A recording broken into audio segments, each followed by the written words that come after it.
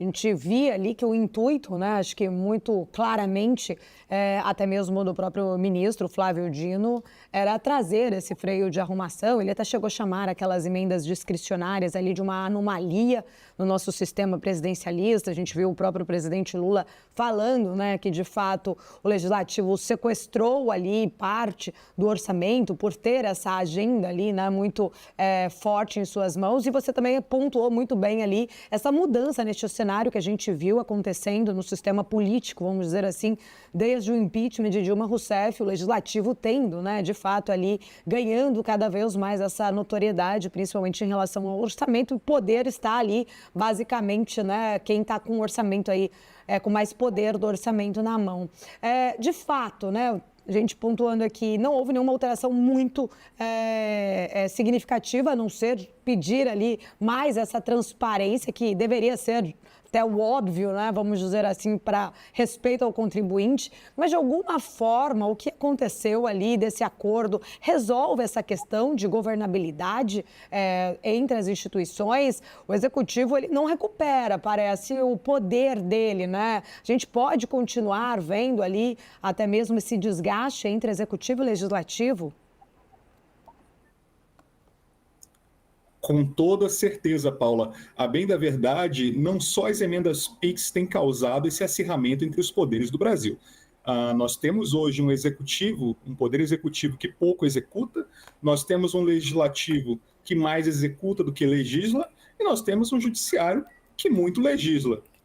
Então, os poderes eles não estão organizados dentro da nossa república atualmente. E a corda ela tem sido bem esticada entre esses poderes.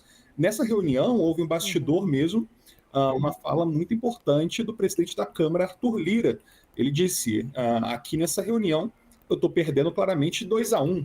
Né? Os outros poderes estão se colocando contra o legislativo brasileiro. Mas não só as emendas PIX que têm causado esse acirramento.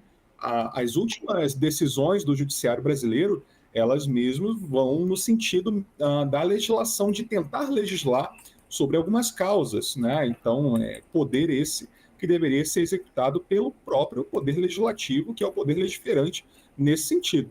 A gente pode observar isso em algumas causas mais polêmicas, como nós tivemos, inclusive a PEC da desregulamentação do porte de maconha, né? O Supremo julgou a causa e, da mesma forma, o Congresso Nacional, através do Senado Federal, acabou votando uma pauta nesse mesmo sentido, proibindo e indo contra a decisão do Supremo.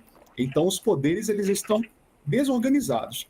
As emendas PIX, elas contribuem e muito para esse acirramento de cordas, né, entre os poderes da República. O presidente Arthur Lira, ontem, ouviu do presidente Lula um recado muito claro e uma reclamação sobre essas emendas e o que estava acontecendo em relação a essas emendas, e o presidente Lula foi até muito claro com o presidente Arthur Lira e falou: Arthur, eu não faço isso por mal, né? Eu faço isso para tentar organizar os três poderes. E o Arthur Lira falou: presidente, entendo claramente o que o senhor me fala, a questão não sou eu, são os outros 512 deputados federais que eu represento, que não entendem. Então, de A a Zinco, todas as bancadas elas acabam sendo prejudicadas com essa decisão do Supremo de encerrar, né, dar maior transparência ou encerrar com as emendas de relator, essas emendas PIX.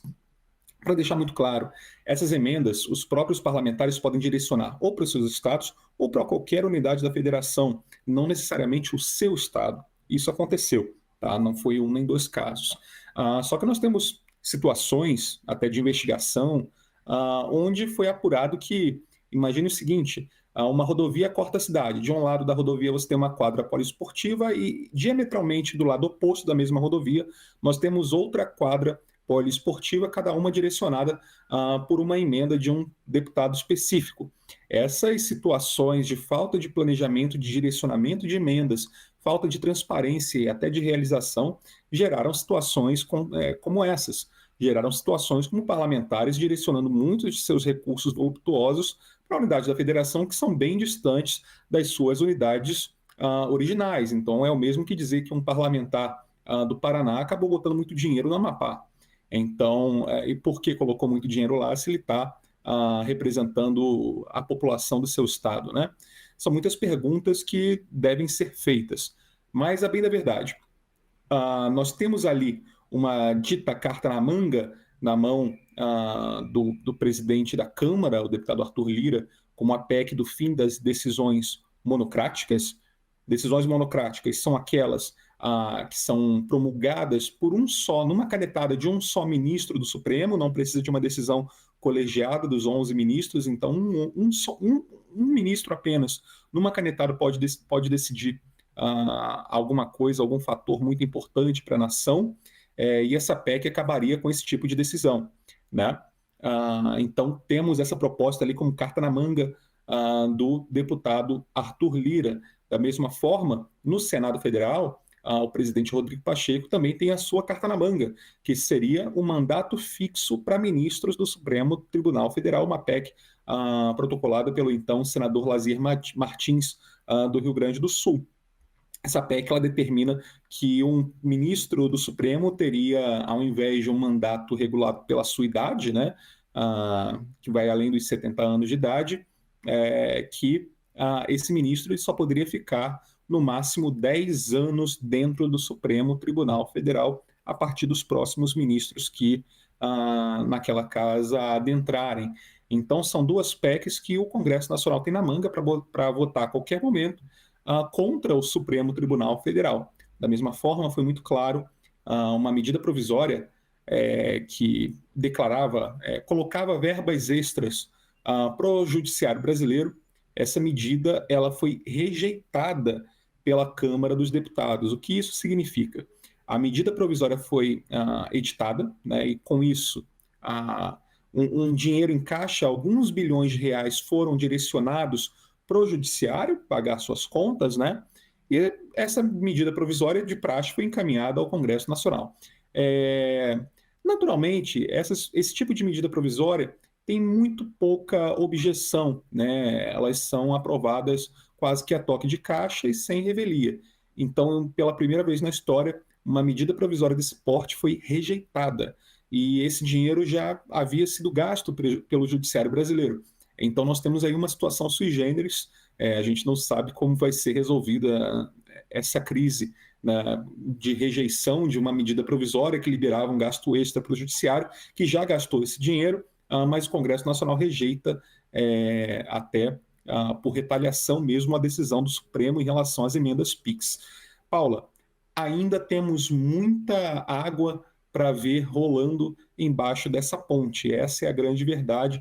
A situação ela ainda não está resolvida. A crise ela foi arrefecida nesse primeiro momento, mas ela não foi debelada.